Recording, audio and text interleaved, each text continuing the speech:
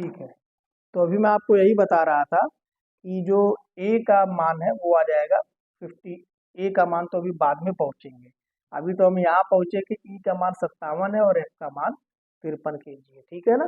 फिर क्या बोलता है कि B C D E F का वजन 64 किलो हो जाता है, B C D E F का 64 किलो हो जाता है, और ए बी सी डी ई का जो है इन पांचों का जो औसत वजन दिया हुआ है वो 65 किलो दिया हुआ है।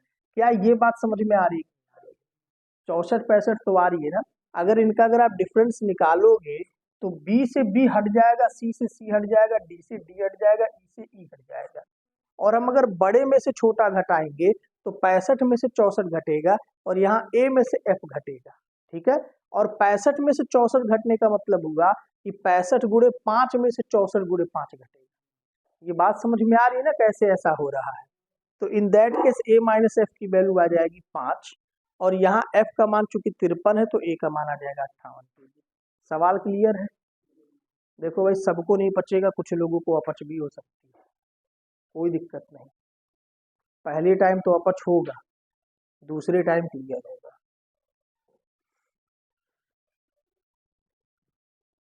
अभी 2 3 सवाल और पढ़ेंगे तो क्लियर हो जाएगा। नोट हो गया?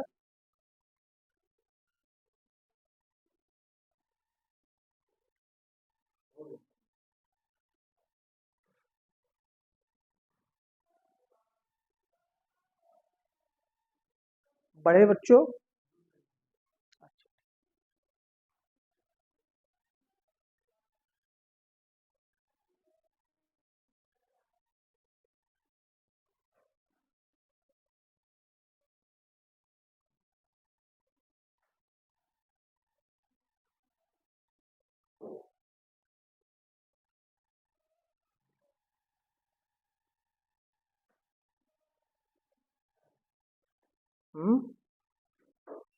चलिए आगे देखते हैं। नोट हो गया भाई? सवाल क्या है? 9 व्यक्ति होटल गए, उनमें से 8 में से प्रत्येक ने 30 रुपए खर्च किए, 9वें व्यक्ति ने सभी के औसत से 20 रुपया अधिक खर्च किया। सभी के औसत, सभी का औसत मतलब समझे नौवों का औसत, जो नौवों का औसत बनेगा ना उससे भी वो 20 रुपए अधिक खर्च किया है। ठीक है, कहने का मतलब कुछ ऐसा है कि 8 व्यक्तियों ने तो 30 30 रुपए खर्च किए हैं, इन 8 ने जो है 30 30 रुपए खर्च किए हैं, ये 8 लोग हो गए। ठीक है ना। और उसके बाद जो बंदा खर्च करता है वो कितना खर्च करता है, वो इन नौवों के औसत को अगर हम एक्स मान लें तो इस एक्स से भी 20 रुपए अधिक खर्च करता है। क्या ये बात समझ में आई? सही है ना। सवाल समझ में आया कि नहीं आया? सवाल क्या कह रहा है कि जो 9वां व्यक्ति है ना वो कितना खर्च कर रहा है, वो इन सबका जो औसत निकल रहा है उस औसत से भी 20 रुपए अधिक खर्च कर रहा है। अब अगर तुम बैलेंस करना चाहो बाबू, अगर तुम बैलेंस करना चाहो इस औसत से, तो हमें क्या पता चलेगा कि यह जो 20 रुपए है ये इसके पास एक्स्ट्रा है, और यह 20 रुपए इन 8 में बट जाएगा। तो जब इन 8 में बटेगा तो वो क्या प्रभाव डालेगा? वो प्रभाव डालेगा 20/8 का, मतलब 4 से 5 बार में, 4 से 2 बार में 2.5। तो ये 2.5 रुपए सब में बट जाएगा, 2.5 यहाँ, 2.5 यहाँ, ऐसा करते करते लास्ट में भी 2.5 आ जाएगा। ठीक है ना। और यहाँ x की वैल्यू आ जाएगी 30 + 2.5, मतलब कि 32.5। क्या ये सवाल समझ में आया? बात समझ में आई है? यहाँ भी बैलेंसिंग ही चल रही है, कोई नया चीज नहीं है, ये बैलेंसिंग ही चल रही है। जब आप इस x को, जब आप ये 9वें आदमी से बैलेंस करोगे तो आप क्या पाओगे? ये x तो इसके पास x है, ये है, और क्या है, 20 रुपया ज्यादा है ना। तो ये 20 रुपया कैसे एडजस्ट होंगे? इन सब में 20 रुपया बराबर बराबर बांट दो। तो जब इन सब 8 में 20 रुपया बराबर बराबर बांटोगे तो 2.5 रुपए सबको मिलेंगे। इस वजह से सबकी वैल्यू आ जाएगी 32.5 32.5 32.5, और ये 32.5 32.5 होकर के अगर बैलेंस हुए हैं मतलब यह एक्स भी 32.5 से होना है। बात मेरी समझ में आई? इसको अगर चेक करना चाहो तो बेसिक से कर सकते हो, है ना। आएगा यही। जैसे क्या मैं बेसिक लगाऊंगा, कि इन 8 व्यक्तियों का 30 रुपया खर्चा हो रहा है और इन 9 लोगों का x रुपया खर्चा हो रहा है, ठीक है ना। अब अगर मैं इसका डिफरेंस निकालूं तो कितना आएगा, ये आएगा 240, ये आएगा 9x, है ना। और जो 9x और 240 का फर्क है ये किसके बराबर है, ये है x प्लस 20 के बराबर, क्योंकि यही तो 9वें व्यक्ति का खर्चा है ना। और फिर क्या आ जाएगा, x को इधर भेजो, 240 को इधर भेजो, 8x बराबर 260 और x बराबर कितना आ जाएगा 260 बटे 8। अब इसको काटो पीटो, 4 से कितनी बार में कट जाएगा, 4 छक्के 24, 4 पच्चे 20 और 4 से 2 बार में, 2 और 65 को भाग दो, 32.5 आया कि नहीं आया। बेसिक से भी 32.5 आ रहा है, नहीं आ रहा है समझ में, क्या ये मेथड नहीं समझ में आया। इसने सवाल को चुटकियों में सॉल्व कर दिया। मैंने किया क्या, जो 20 रुपए अधिक किया मैं बैलेंस नहीं कर रहा हूं, मैं एक्स से अगर इसको हम बैलेंस करेंगे तो ये 20 एक्स्ट्रा जा रहा है, तो ये 20 इन सब में बराबर बराबर बांट दो, 2.5 सबको बट गए, तो नया एक्स की वैल्यू मतलब नया एवरेज क्या हो गया, 30 धन 2.5 32.5। समझ में आ गया तरीका। देखो ये तरीका जो है लिमिटेड तरीका है, ऐसा सवाल आएगा तो करोगे, लेकिन ये जो बेसिक है ये हर जगह काम आता है। बात समझ में आई ना, आप इसको भी नोट कर लो और स्टार मार्क करके इसको भी नोट कर लो। बात समझ में आ गया, किसी को कोई डाउट है नोट कर लो इसे। क्या, अच्छा कुल खर्च को पूछा है, तो अगर कुल खर्च अगर आपका पूछा है तो जो कुल खर्च जो आएगा आपका, कुल खर्च आएगा 32.5 में आप 9 का गुणा कर दो, 9 पचे 45, 9 दूनी 18, 4 22, 9 त्रिक 27, 2 29, 292 रुपए 50 पैसे। सही है ना, ठीक, नोट कर लो।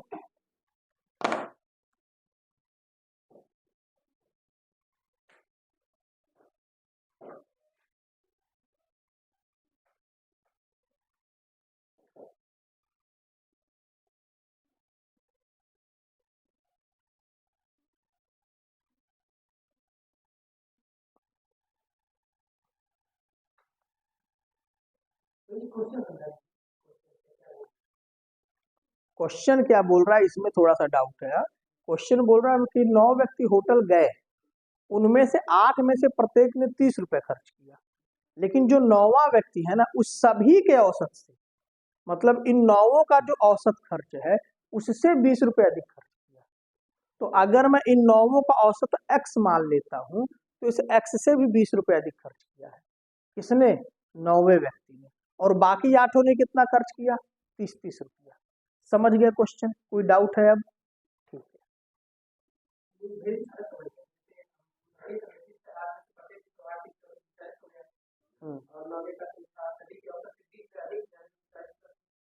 ना, बोलो क्या चीज,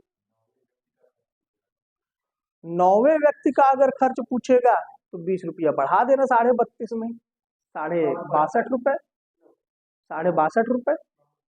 भाई 32.5 तो सबका औसत आया है, लेकिन 9वां व्यक्ति कितना खर्च कर रहा है, 20 रुपया अधिक, तो 32.5 में 20 जोड़ोगे तो 52.5 आएगा। मैं 62.5 बोल रहा हूँ, 52.5 आएगा, है ना, ये आएगा 52.5, 52 रुपीज 50 पैसा।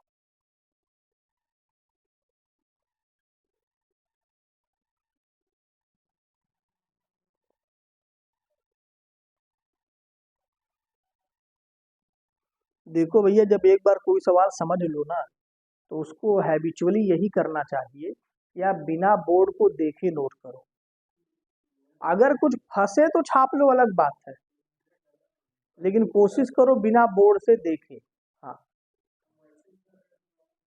कोई बात नहीं, गलत हो गया तो देखो कहाँ गलत कर रहे हो, कहाँ गलती हुई वो मिलाओ, तभी तो समझ में आएगा कि कहाँ तुम नहीं समझे।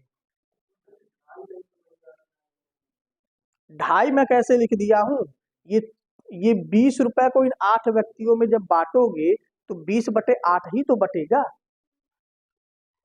इस 20 रुपए एक्स्ट्रा अमाउंट को जब इन 8 में बांटोगे तो 20/8 बटेगा कि नहीं, और वो आ जाएगा 2.5 रुपये ईच, 2.5 रुपया सबको मिलेगा। समझ में आ गया कि नहीं आ गया, चलो ठीक है। जितना एक्सप्लानेटरी नोट्स बना सको बनाओ, क्योंकि पहली बार नोट्स एक्सप्लानेटरी ही बनते हैं, फिर दूसरी बार जब आप उसको रिपीट करोगे तो आप उसको छोटा कर लोगे। ठीक है ना, आगे बढ़ता हूं मैं। हाँ बढ़ू। हाँ ठीक है, आगे देखिए। 12 आदमियों में से 11 आदमियों का औसत वजन 95 किलो है। 12वें आदमी का वजन सभी आदमियों के औसत वजन से 33 किलो अधिक है, तो 12वें आदमी का वजन क्या है? सेम सवाल है, बस एज की जगह वजन कर दिया है। ठीक है ना, मतलब कहने का मतलब है 11 आदमियों का औसत वजन अगर 95। हाँ नहीं ठीक है, मैं इसको थोड़ा करवा देता हूँ, फिर इसको नोट ना करना, घर से करना, ट्राई करना। ठीक है, 11 आदमियों में सभी का कितना है? 95। 95 ऐसे करके 11 लोग हैं 95 किलो के, प्लस एक और बंदा आया, और अगर इन 12 का अगर मैं औसत मान लेता हूँ एक्स है, तो ये जो 12वां आदमी है, उसका कितना है? एक्स धन 33, और जो एक्स्ट्रा 33 है यही इन सब में बटेगा, इन 11 में, तो 3 3 बटेगा। बटेगा कि नहीं बटेगा? तो नया एवरेज वेट कितना आ जाएगा? 95 धन 3 98 किलो आएगा ना, 98 किलो एक्स की वैल्यू। ये एक्स की वैल्यू है, और पूछ रहा है 12वें आदमी का वजन, तो 12वें आदमी का जो वजन होगा, 12वें आदमी का वजन वो इस एक्स से भी 33 अधिक है। 98 में 33 जोड़ दो, 98 3 101, और 30 जोड़ दो 131 किलो। बड़ा भारी आदमी है भाई, मैंने 131 किलो कुछ कहलाता है। समझ में आया ना? तो इसको जो है ट्राई करो अपने घर से करने का। हाँ, नोट ना करो इसे। आगे देखो, एक हॉस्टल में 35 बच्चे थे। हम्म, एक हॉस्टल में 35 बच्चे थे। 7 नए विद्यार्थी आ जाने पर कुल खर्च 42 रुपए बढ़ गया, जबकि प्रति छात्र खर्च 1 रुपए कम हो गया। तो मेस का प्रारंभिक कुल खर्च कितना था? तो इसको थोड़ा बेसिक से करा जाएगा कि ये जो 35 बच्चे हैं, इनका अगर प्रारंभिक खर्च हम मान ले औसतन x रुपए है, औसतन, तो जब 7 बढ़ गए 42 बच्चे हो गए, तो यही औसतन खर्च x-1 हो गया। हो गया कि नहीं हो गया? तो ये 35 और x से जो इनका कुल खर्च है वो है 35x। सही बात है। और इस 42 से x-1 पर जो खर्च है वो है तुम्हारा 42x-42। ठीक है ना, इन दोनों का डिफरेंस कितना आएगा? डिफरेंस आएगा तुम्हारा, इसमें से बड़े में से छोटे को घटाओ, 7x-42, और ये डिफरेंस कितने का दे रहा है कि 42 रुपए बढ़ गया। तो 7x बराबर कितना आ जाएगा? 84, और x बराबर कितना आ जाएगा? 12। तो आपका जो औसतन खर्च शुरू में जो था वो x रुपए था, और मेस का प्रारंभिक कुल खर्च की बात कर रहा है, तो जो तुम्हारा प्रारंभिक कुल खर्च जो है, तुम्हारा कुल खर्च वो कितना है? इस 35 में 12 का पूरा कर लीजिए, 12 पचे 60, 12 तिया 36, 6 42, 420 रुपए का खर्च था। समझ में आ गया कि नहीं आ गया? कोई डाउट है बाबू? हो गया? 2 आप लोग ले लिए, ले लीजिए।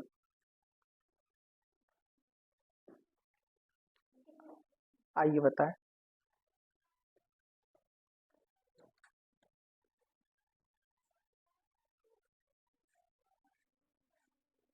एक बुक तुम चारों में से कोई लो, एक बुक लड़कों को दे दो, एक बुक कोई।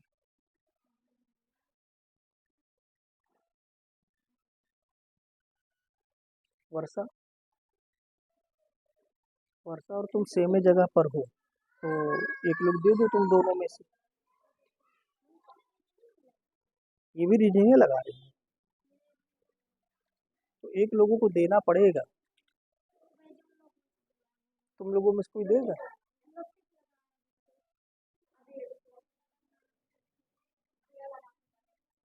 एक तो दे दो कोई लोग, आपस में कर लो तुम लोग मिलके, बीच में रख के लाओ, ये बीच में कर लो, उसको बीच में रखो। ठीक है, अरे इतना सवाल है यार, करो।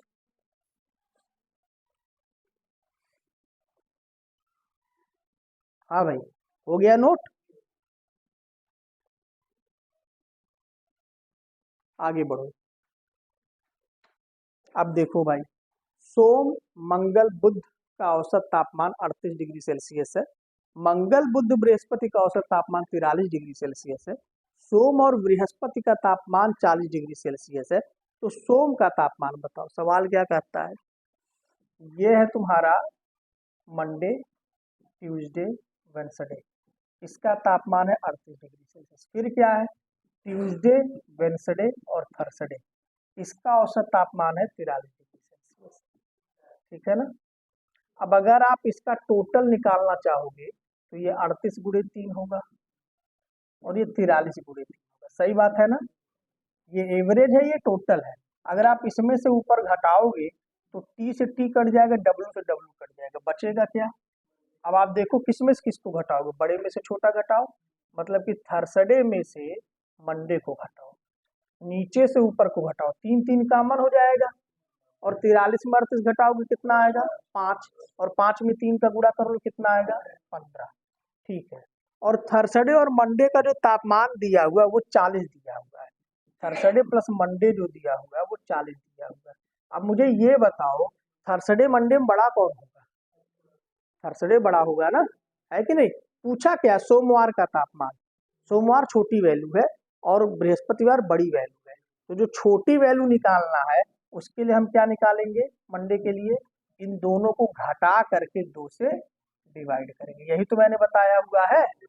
अगर थर्सडे निकालना होता तो जोड़ के आधा करते, और मंडे निकालना है तो घटा के आधा करेंगे। 40 में से 15 जाएगा कितना आएगा 25, और 25 का आधा करोगे कितना आएगा 12.5। तो जो मंडे का तापमान है वो कितना है 12.5 डिग्री सेल्सियस। सवाल समझ में आया, किसी को कोई डाउट है।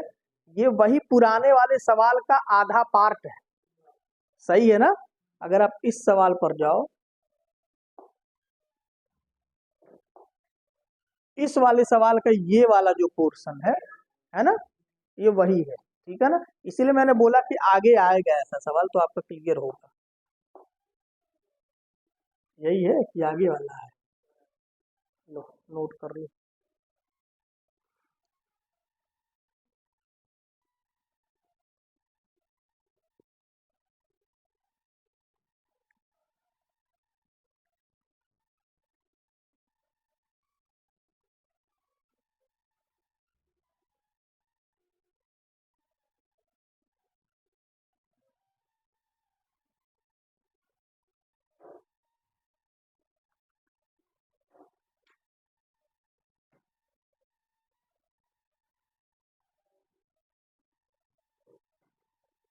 एक सवाल और मैं बता देता हूँ, इसको नोट कर लिए, कर लो।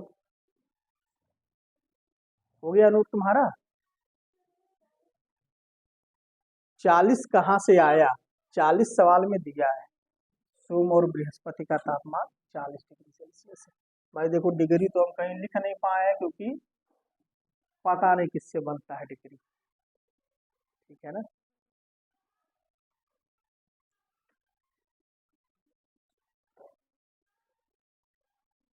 बढ़ता हूं मैं आगे। ठीक है।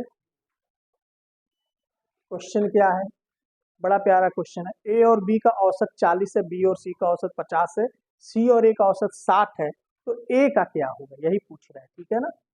तो यहाँ देखो, ए और बी का जो औसत है वो है 40, तो इनका योग हो जाएगा 80। बी और सी का जो औसत है वो है 50, इनका योग हो जाएगा। हालांकि इसको मैं ऐसे लिखता हूं तो तुम्हें अच्छा समझ में आएगा और इसका ट्रिक तुम यूज कर पाओगे। 40 गुणा 2, और बी और सी का टोटल कितना हो जाएगा 50 गुणा 2, और सी और ए का टोटल कितना हो जाएगा, सी और ए का 60 है तो टोटल कितना हो जाएगा 60 गुणा 2। अब अगर आप इन सबको जोड़ते हो तो यहाँ 2 टाइम्स ए प्लस बी प्लस सी आएगा। सही है। और यहाँ 2 टाइम्स 40 प्लस 50 प्लस 60 आएगा। तो हम यहाँ पर क्या पा रहे हैं, हम यहाँ पर एक चीज ये देखते हैं कि 2 से 2 कट जाएगा और हमें एक प्यारा सा रिजल्ट मिलता है कि जब भी आपका औसत में ऐसा सवाल आए तो इन तीनों का जो योग होगा वो इन्हीं तीनों के योग के, बोलो नहीं समझ में आ रही है बात। तो एक ये प्यारा सा मैंने आपको रिजल्ट दे दिया कि जब भी ऐसा क्वेश्चन आएगा तो इन तीनों का जो सम होगा a प्लस बी प्लस सी, वो इन तीनों के एवरेज के सम के बराबर होगा। तो a प्लस बी प्लस सी की जो वैल्यू आ गई वो कितना आ गया, 40 50 90 60 150। पूछा है a का मान, a का मान पूछ रहा है, तो a का मान कैसे निकलेगा, जब इसमें से b और c का टोटल घटा लो। b और c का टोटल 50 गुना 100 है, तो अगर आप 100 घटाओगे तो a का मान आ जाएगा 50। यही आपका आंसर है। नहीं आया समझ में? कोई डाउट है किसी को? तो आज का लेक्चर अब यहीं पर समाप्त होता है बच्चों। ठीक है, धन्यवाद।